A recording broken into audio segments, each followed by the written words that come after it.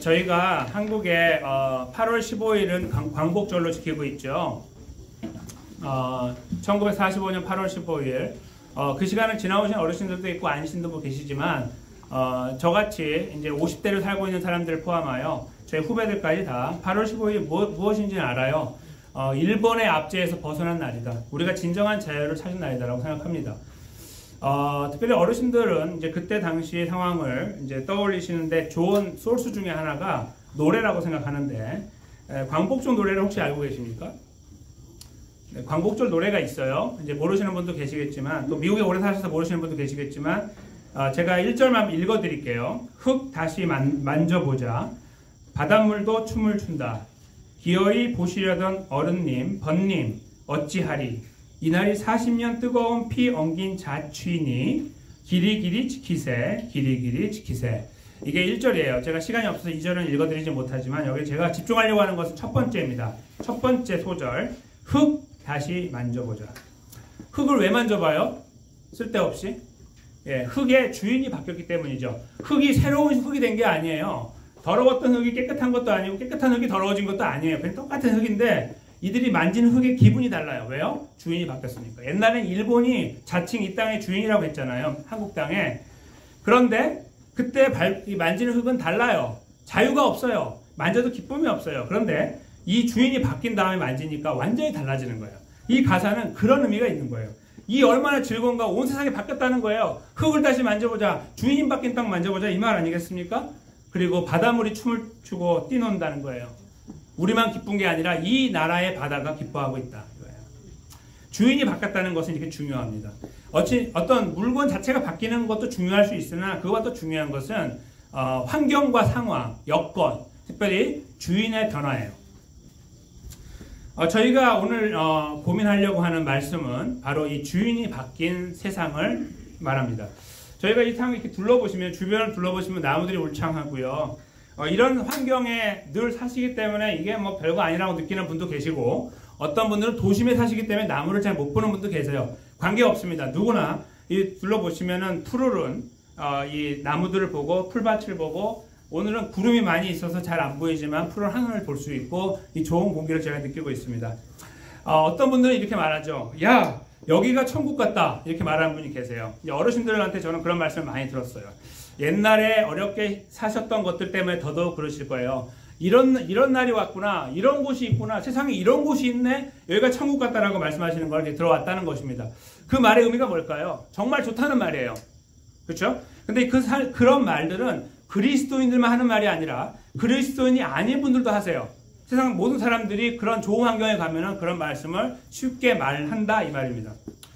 근데 저희 그리스도인들은요, 이런 삶에서 그 말을 똑같이 뿜어낸다 할지라도 다른 의미로 뿜어내야 된다. 이걸 제가 말씀드리려고 하는 거예요. 주인이 바뀐 세상을 볼 수 있는 눈을 우리가 갖고 있으니까 그 눈을 가지고 이 세상을 바라보면서 하나님을 바라본다는 거예요. 그 주인을 바라보고, 그래서 이 땅이 이 냄새가 좋고 환경이 좋다는 것을 좀 다른 각도에서 보는 거예요. 근데 그것은 그 정도에 머무는 것이 아니에요. 감정적으로 여기 좋다. 와, 오늘 굉장히 좋네. 이게 아니라는 거죠. 그것도 우리가 첫 번째 단계로 필요하지만 더 중요한 것이 있어요. 오늘 본문에서 제가 살피게 되는데요. 잠깐 말씀을 들여다볼까요? 잠깐 말씀을 들여다보면 8절부터 제가 이제 읽어나가면서 잠깐 설명을 드리면 이렇습니다. 사랑하는 자들아, 주께는 하루가 천년 같고 천년이 하루 같다. 이 말씀은 시편 90편 4절에 나오는 말씀인데요. 이 말씀을 사도 베드로가 지금 후대 성도들에게, 저희들에게 하나님의 영감으로 말씀하고 있는 이유가 뭘까요? 먼저 부르는 대상을 사랑하는 자들이라고 부르는 것을 생각해 보세요. 이것은 사도 베드로가 성도들, 우리를 사랑한다는 의미도 되지만 더 중요하게는 하나님께서 하나님 백성들이 우리를 그렇게 사랑한다라는 말이에요. 그리고 그의 입을 통해 말하고 있지만 하나님의 말씀이에요. 하나님의 음성으로 이제 이 말씀 하시는데 왜 시간으로 하루가 천년 같고 천년이 하루 같다는 말씀을 끄집어내셔서 말씀하고 계실까? 그건 9절에 나와 있는데요. 주의 약속은 어떤 이에 더디다고 생각하는 것이 더딘 것이 아니다 이거예요. 이유가 여기 나오죠. 뭐냐면요. 당시에 초대교회에 살던 사람들 중에는 이런 사람들이 많았어요. 사도들도 그랬을 수 있어요. 뭐냐면 예수님이 승천하실 때 내가 속히 오리라 이렇게 말씀했습니다. 그렇죠? 그 말씀을 들었기 때문에 그들의 머릿속에는 예수님이 몇 년 안에 오실 수 있다고 생각했을 가능성이 많아요. 곧 오신다고 했기 때문에. 그러니까 성도들에게 설교를 할 때도 사도들이 주님이 곧 오신다라고 계속 설교를 했어요. 성도들은 항상 그래서 곧 몇 년 안에 오신다고 믿으면서 왔는데 시간적으로는 그렇게 기대하고 있는 와중에 삶은 어려워졌어요. 저희가 지금 경험하는 것과 비슷하거나 더 어려웠어요. 왜냐하면 예수님 믿는 것과 목숨을 바꿔야 되는 상황일 수도 있었기 때문이에요. 저희와 좀 다르지만 어려운 상황들, 저희도 경험하고 있지만 좀 다른 종류의 어려움을 경험하고 있었어요. 그래서 그들이 항상 교회 와서 외치는 게 있어요. 아니 사도님, 예수님이 도대체 언제 오는 겁니까? 이렇게 말하는 거예요. 올 때마다 물어보는 거죠. 도대체 오신다고 했는데 왜 안 오시냐 이거예요. 그런 질문을 늘 들으면서 하나님은 사도들을 통해서 말씀을 기록할 때 이런 내용들을 기록하게 해서 우리들에게 답을 주신 겁니다. 그러니까 말씀하시는 게 이거예요. 당신들이 말하는 것처럼 예수님이 더디 오는 거는 그렇게 더디 슬로우하게 오는 것이 아니라 이유가 있다 이거예요. 이유가 바로 9절 뒷부분에 나오는데 오직 너희를 대하여 오래 참으사 아무도 멸망치 않고 회개하게 이르기 원하시기 때문이다 라고 이유를 달고 있습니다. 여기서 말하고 있는 모두 다 라고 하는 말은요, 세상에 있는 모든 사람을 말하는 것이 아니라 정확하게 말씀드리면 예수님의 십자가 부활을 믿어서 구원받아야 되는 이미 창세 전에 정해진 하나님 백성들을 말해요. 그러니까 시간이 지금 2000년이 흘렸지만 지금도 저희가 2000년에 태어나가지고 예수님 믿었잖아요. 그렇죠? 여기 2000년생들도 있어요. 보면 2010년 넘어 태어난 사람도 있어요. 시간은 계속 흘러가고 태어나요. 근데 그들도 구원 받아야 돼요. 택했으니까. 그렇죠? 그것 때문에 시간이 지연되는 것처럼 보인다 이 말이에요. 그때가 아직 오지 않았고 하나님은 그때까지 기다리는 거예요. 마지막 한 명까지 마무리 짓기 위해서 기다리는 것뿐이지 시간이 질질 흘러가는 게 아니다 이거예요.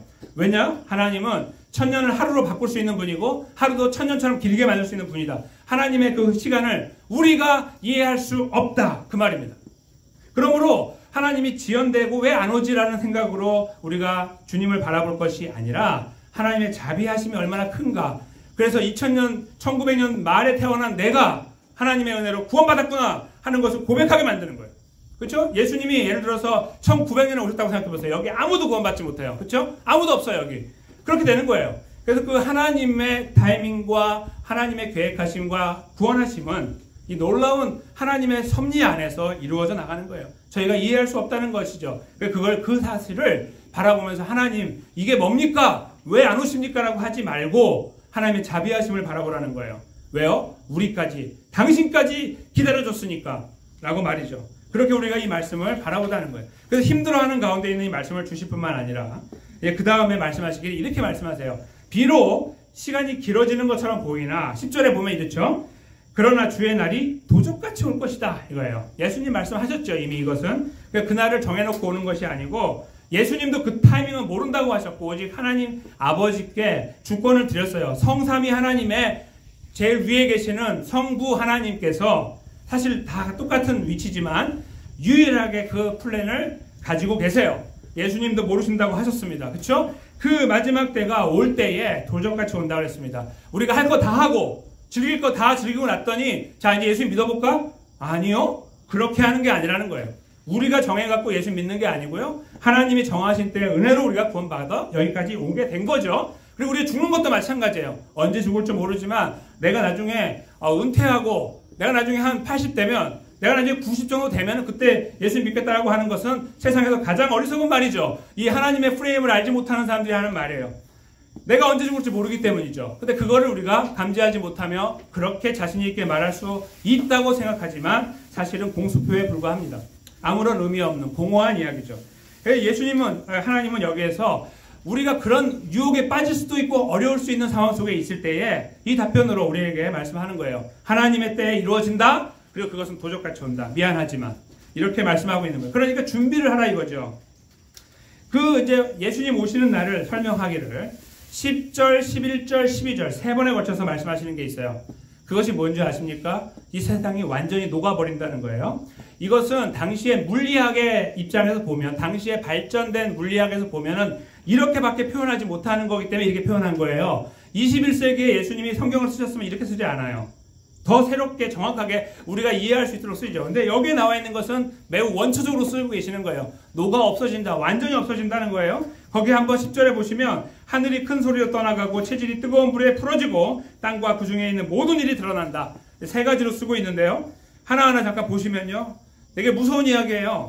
하늘이 큰 소리로 떠나간다. 저 위에 있는 하늘이 없어지는 거예요. 날아가 버리는 거예요. 근데 여기에 나오는 하늘이라는 말은 복수예요. heavens 영어로. 그러니까 하늘 저 하나 단수가 아니고요. 하늘이 여러 개 레이어가 있는 거예요. 저희가 모르는, 그렇죠? 사도 바울을 통해 하나님 쓰신 그 표현 중에는 삼층천이라는 말이 있어요. 이 third 레이어에 올라갔다 왔다 그 표현이 있거든요. 그래서 저희가 여기에서 물리학적으로 이해하지 못하는 거지만 영적으로 이해할 수 있는 것이 있어요. 그건 눈에 보이는 저 하늘 말고 그 위에 있는 spiritual heaven이죠. 그것이 존재하고 있음을 설명하고 있어요. 그래서 그 모든 그 레이어가 다 사라져 버리게 된다. 날아가 버리게 된다는 말씀이에요. 그 다음에 두 번째는 체질이 뜨거운 불에 풀어진다. 이것은 체질이라는 말은 하늘에 있는 별, 해, 달, 별을 말하거든요.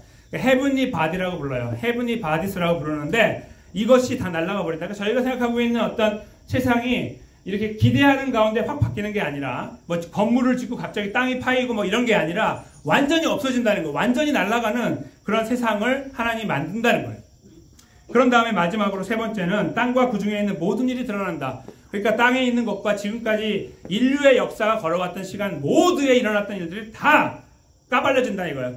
좀 비유를 쓰면 까발려진다. 다 드러난다 이거예요. 하나도 감추지 않고 모든 것이 저 흩어져 있는 뼈들이 다 붙어갖고 사람이 되고 다시 생명이 되고 땅속에 묻혀있던 사람이 다 일어나는 이런 모든 일을 포함하여 역사의 모든 것들이 다시 회복된다는 말씀입니다.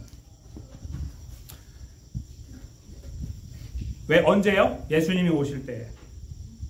그때는 도적같이 임한다. 이렇게 말씀하고 계십니다. 그런데요, 이 말씀을요, 교묘하게 하나님이 두 번 더 강조하세요. 이런 말씀을 보셨어요? 잘 보세요. 11절에 또 이 말씀을 하세요. 한 번이면 알아들을 수 있는 말인데 이 모든 것이 이렇게 풀어지리니 너희가 어떠한 사람이 되어야 마땅하뇨. 그러니까 이 모든 것이 이렇게 풀어지리니 이 말을 또 했잖아요. 이렇게 다 날아가고 없어지고 파이고 드러나게 된다. 이 새로운 천지개벽이 일어난다는 말씀을 하신 다음에 12절에 보세요. 또 verse 12, 12절에 보시면 또 그래요. 하나님의 날이 임하기를 바라고 간절히 사모하라. 뭐라 그래요? 그날에 하늘이 불에 타서 풀어지고 체질이 하늘에 있는 해달 별들이 뜨거운 불에 녹아지려니와.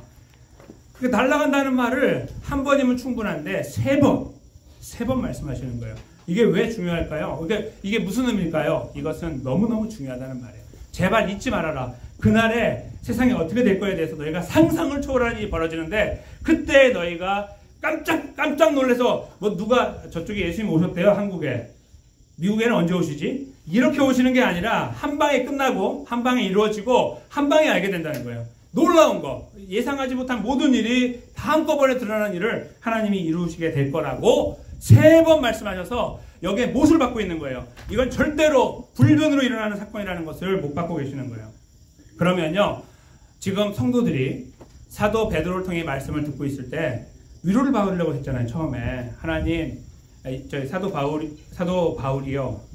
베드로요, 이게 어찌된 일입니까? 예수님은 도대체 언제 온다고 그러시는 겁니까? 라고 할 때에 걱정하지 마세요. 하나님의 타이밍과 우리가 타이밍이 다르고 하나님 하시는 일이 다른데 그것이 이루어질 겁니다. 여기까지만 돼도 마음의 위로가 되는데요. 거기다가 그날은 조심하세요. 그날은 도적같이 올 것이고요. 이 하늘이 다 날아가 버릴 거예요. 지구가 다 날아가 버릴 거예요. 이렇게 말씀할 때에 성도들은 두 가지 감정이 생기죠. 첫째는 그래, 예수님 반드시 오신다라는 확신, 다시 한번 위로를 받을 수는 있으나 마지막에 연거푸 3번 말씀하시는 내용을 들을 때 그들은 두려워하게 돼 있습니다. 그렇죠? 두려워하게 돼 있어요. 아니, 위로받으러 왔는데 왜 이렇게 두렵게 말씀을 하고 계시지라고 우리가 되물어야 되는 거예요. 그거에 대한 답변이 마지막 절 13절에 기록되어 있습니다. 영어 성경에는 but이라는 역접속사가 붙어 있어요. 그러니까 상황이 이렇게 된다, 이렇게 돼요. 예수 모실 때 이렇게 되는데 다 드러나고 당신이 했던 모든 행위가 드러나고 당신이 했던 모든 생각이 드러나게 되고 다 드러나는데, 그렇죠? 그래서 우리가 그리스도인이건 아니건 두려워하게 되는 상황 속에서 그러나 이렇게 역접으로 마지막 절을 쓰고 계시는 거예요. 뭐라고 쓰고 있습니까? 그의 약속대로 의에 거하는 바 새 하늘과 새 땅을 바라봅니다. 누가요? 주어가 누구예요? 우리가. 이게 무슨 말씀일까요? 여러분들은 여기에 해당이 되지 않는다는 거예요. 여러분들의 행위는 드러날지 모르나 여러분들은 그것이 두려움으로 다가올 필요가 전혀 없다는 거예요. 구원받았으니까. 우리는 그런 와중에 어디로 가냐면 새 하늘과 새 땅으로 들어가기 때문이에요. 하나님의 나라에 가기 때문에 여기서 무슨 일이 벌어지건 관계없이 천지가 개벽해서 다 녹아 없어지건 말건 관계없이 다 드러나건 말건 관계없이 우리는 하나님의 나라에 새 하늘과 새 땅에 들어가기 때문에 이 모든 두렵고 힘든 상황은 분명히 벌어지지만 걱정할 필요가 없다는 거예요. 그래서 앞에서 마치 긴장을 가지고 저희가 이렇게 두려운 말씀을 하시면 곤란하지 라고 하고 있을 때 하나님께서 이 마지막 말씀으로 우리에게 확답을 주고 계시는 거예요. Don't worry about it. 절대로 걱정하지 마십시오. 걱정하지 말아라. 우리에게 말씀하십니다. 예수 그리스도 안에 있는 우리에게는 새 하늘과 새 땅이 보장되어 있을 뿐만 아니라 정확하게 말씀드리면 이미 우리 하나님 백성들은 우리의 영혼이 이미 하나님 나라에 있는 거예요. 무슨 나중에 끝날 날에 봐서 잘하고 하면 그때 티켓을 좋아해 들어가고 이런 것은 성경을 오해하고 있는 분들의 이해입니다. 절대로 그렇지 않고요. 우리는 이미 하나님의 보좌에 그 우편에 예수 그리스도와 함께 앉아 있어요. 그게 하나님께 우리에게 이미 허락하신 거예요. 그래서 우리가 언제 죽어도 문제가 없는 거예요. 언제 죽어도 관계없고 무슨 두려운 일이 발생해도 상관없는 거예요. 순교가 그래서 가능한 거예요. 지금 여기서 뭔가 잘하고 해가지고 내가 순교를 해야 천국 가고 배반하면 지옥 가는 게 아니란 말씀이에요. 제가 다시 말씀드리면 우리에게 허락하신 구원이라는 것은 그렇게 강력하다는 거예요. 아무도 건들지 못해요. 그게 예수 그리스도 안에서 이루어진 구원이에요. 그거를 여기에 다시 한번 우리에게 심어주는 거예요. 야, 걱정하지 마라. 이건 너네 이야기 아니야. 이거 물론 그렇게 이루어지는데 너희는 이때 어디 있어? 천국이요. 이렇게 우리가 말하도록 이 말씀을 주고 계시는 거예요. 그래서요, 그 말씀을 주시는 가운데 제가 잠깐 넘어왔던 부분이 11절 마지막 중간에 있는 건데요. 이렇게 말씀하시는 거예요. 이 날이 분명히 올 것이니까 그거 일단 확신하고 둘째 어떻게 살아야겠냐? 라고 물어보는 거예요. 그러니까 위로만 주고요. 걱정하지 마. 응? 천국 가니까 걱정하지 마. 이걸로 끝나는 게 아니에요. 항상 하나님 말씀은 그 다음을 말해요. 너희 있잖아. 구원 받았잖아. 걱정하지 마. 라고 하시면서 하시는 말씀은 바로 그 다음에 나오는 거예요. 어떻게 살아야겠냐? 이렇게 말하는 거예요. 이 놀라운 구원을 받았는데 아무리 생각해도 우리한테 합당하지 않은 이 구원을 받았는데 이 구원을 받은 하나님 백성으로 도대체 이 땅은 어떻게 사는 것이 맞겠냐라고 묻는 거예요. 그리고 우리는 여기 답을 해야 됩니다. 그것이 오늘 본문에서 저희가 마지막에 방점을 찍어야 되는, 강조해야 되는 부분이에요. 아, 그래, 천국 간대. 잘 됐다. 나 천국에 있대. 감사하네. 거기서 머물지 않고 정말 그 구원의 은혜를 받았으면 그걸 진실로 고백한다면 이 세상에 어떻게 살아야겠습니까? 라고 하는 질문 앞에 저희가 매우 겸손하게 진지하게 살아야 된다는 거예요. 그 말씀을 뭐라고 쓰고 있습니까? 11절 마지막에 거룩한 행실과 경건함으로. 거룩이라는 말은 구별이라는 말입니다. 구별되게 살으라는 거예요. 하나님 백성인데 아무렇게나 살면서 나 구원받았다고 함부로 말하지 말고 구원받은 사람답게 살면서 그 이야기 하라는 거예요. 그리고 그렇게 그 안에 경건함이라는 것도 마찬가지예요. 구별된 사람. 그러니까 하나님 백성이라고 자랑하고 멋있게 살아가라. 그러나 거기에 합당하게 생활하는 것이 맞다. 그것이 오늘 말씀의 핵심입니다. 그래서 초대교회를 살았던 성도들은, 예수님을 기다리고 있는 그들은, 언제 오시지라고 손꼽아 기다리는 그들은 이 대답을 들은 거예요.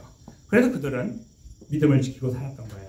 그리고 그들은 이 믿음을 전수하고 왔던 거예요. 그래서 2000년이 지난 저희들이 이 복음을 들었던 거예요. 그때 끊어졌다고 생각해 보세요. 아무도 못 들어요. 아무도 못 들어. 그렇죠? 그들이 왜 그렇게 했어요? 그렇게 하면 나중에 천국에서 빛나니까요. 천만의 말씀. 그들은 이 확신이 있었으니까요. 상 받고 안 받고가 문제가 아니거든요. 이 놀라운 것을 받았기 때문에 죽음을 두려워하지 않으면서 하나님 백성을 걸어갔던 것입니다. 그들의 입을 열어서 예수님이라고 말하고 죽었던 거예요. 예수님을 믿으면 구원받는다고 말하고 죽었던 것입니다. 그 순교의 피의 끝자락에 저희가 있는 거죠. 저희는 이 세상을 살면서 순교의 자리에 설 수 있는지, 서게 될지 안 될지는 모르지만 꼭 기억해야 되는 것은 하나님 백성이라는 사실입니다. 그리고 구원받았다는 사실입니다. 구원받았기 때문에 하나님 백성답게 좀 구원받은 사람답게 생각하고 판단하고 말하고 행동하는데 서야 됩니다. 그것이 바로 하나님께서, 우리 아버지께서 제 입을 통해서 시온 장로교의 모든 지체들에게 주시는 하나님의 말씀이 됩니다. 저는 이 말씀을 우리가 붙잡고 다시 힘을 얻어 살아나가기 원합니다. 그저 하나님이 나를 또 압박하고 계시는구나 이렇게 오해하시는 분은 안 계시기 바랍니다. 절대로 그런 것이 아닙니다. 좀 구원받은 사람이라는 사실을 진지하게 생각하는 사람이라면 제발 진지해라 라고 말씀하시는 이 말씀 앞에 우리가 서서 이 자연을 바라보면서 있잖아요. 이 자연의 주인 하나님을 기억하고 그 하나님의 이 심판의 날을 기억하고 그때 우리는 하나님의 나라에 들어갈 것을 지금부터 기대하면서 하나님 백성의 걸음을 포기하지 않고 오늘도 내일도 주님을 의지하면서 예수님의 이름을 부르면서 예수님의 그 도우심을 의지하면서 또 우리가 만나는 모든 삶의 장애와 어려움들과 근심과 걱정들을 샅샅이 낱낱이 내어 맡기면서 하루하루 내어 맡기면서 그 걸음을 잘 걸어가시는 그런 귀하고 복된 시온에 속한 모든 하나님 백성들 되시기를 주님의 이름으로 간절히 축원합니다.